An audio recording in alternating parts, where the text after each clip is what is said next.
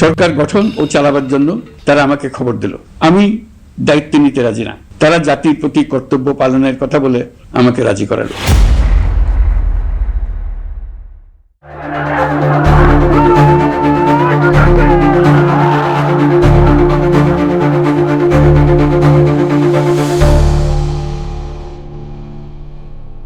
18 মাস তিনি ক্ষমতায় ছিলেন। তার শাসনামলে তার বিরুদ্ধে সামান্যতম সমালোচনাও ছিল কঠিন অপরাধ।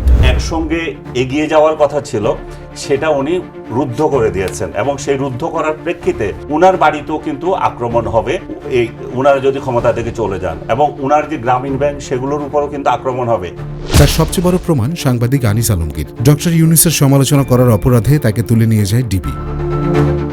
এখন নানা মিথ্যা মামলায় তাকে হয়রানি করা হচ্ছে। সাংবাদিক আনিস আলমগীরকে ডিবি হেফাজতে নেওয়া হয়েছে। সাবেক সচিব আবু আলম শহীদ খান এরকম আরেকজন।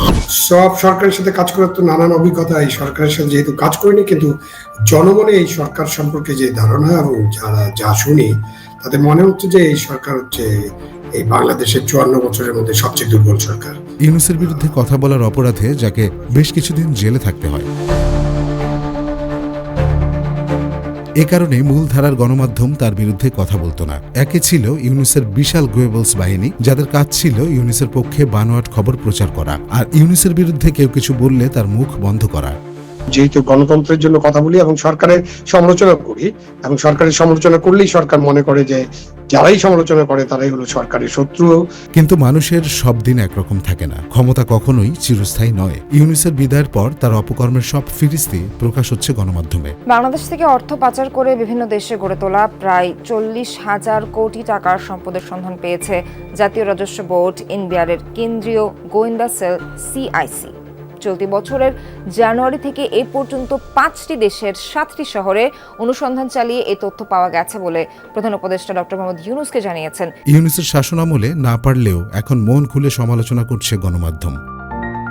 টক শোতে শোনা যাচ্ছে ইউনূসের অপকর্মের ফিরিস্তি। ইলেকশন তো সফল করছে আর্মি, ইউনূসের কোনো কৃতিত্ব নাই। সে বরং এটাকে অন্য খাতে প্রবাহিত করার চেষ্টা করছিল।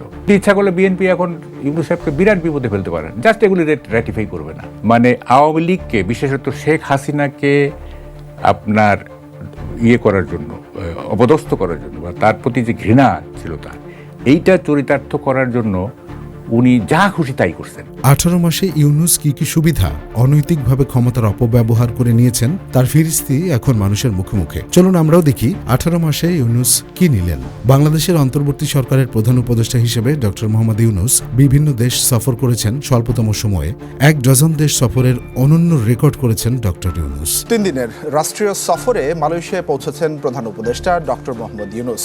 সংযুক্ত আরব আমিরাত সফর শেষ করে দেশে ফিরেছেন প্রধান উপদেষ্টা ডক্টর মোহাম্মদ ইউনূস।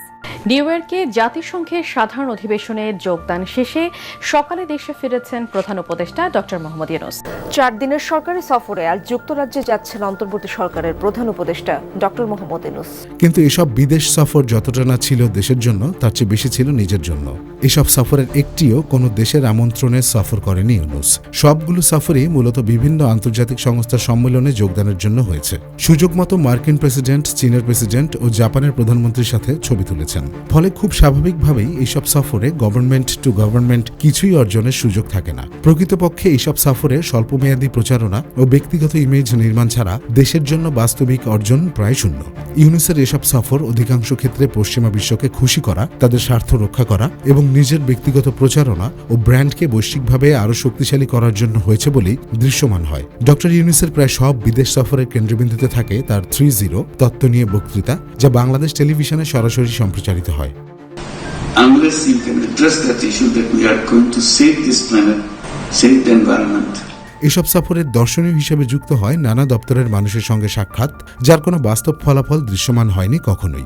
ডক্টর ইউনূস প্রধান উপদেষ্টা হিসেবে দায়িত্ব গ্রহণের পর থেকে গ্রামীণ সংশ্লিষ্ট বিভিন্ন প্রতিষ্ঠান সরকারি অনুমোদন ও সুবিধা পেতে শুরু করে।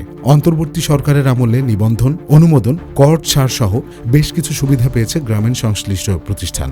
এর মধ্যে ঢাকায় গ্রামীণ ইউনিভার্সিটি নামে একটি বেসরকারি বিশ্ববিদ্যালয় অনুমোদন পেয়েছে। গ্রামীণ ইউনিভার্সিটি নামে একটি নতুন বেসরকারি বিশ্ববিদ্যালয় স্থাপনের অনুমোদন দিয়েছে অন্তর্বর্তী অন্তর্বর্তী সরকার। সেই সঙ্গে রয়েছে গ্রামীণ এমপ্লয়মেন্ট সার্ভিসেসের জনশক্তি রপ্তানির লাইসেন্স, গ্রামীণ টেলিকমের ডিজিটাল ওয়ালেট চালুর অনুমতি, এছাড়া গ্রামীণ ব্যাংকের কর মওকুফ ও সরকারিভাবে ব্যাংক শেয়ারের পরিমাণ 25% থেকে কমিয়ে 10% করা হয়েছে।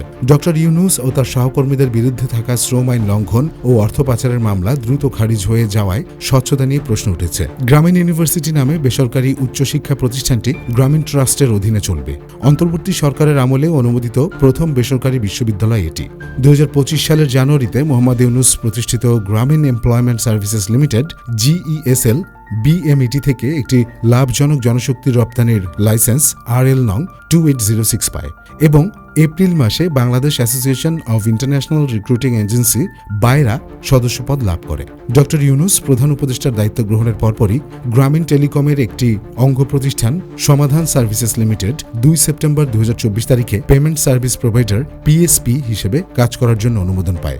বাংলাদেশ ব্যাংক থেকে অনাপত্তি সনদ NOC পাওয়ার পর প্রতিষ্ঠানটি PSP লাইসেন্স পায়।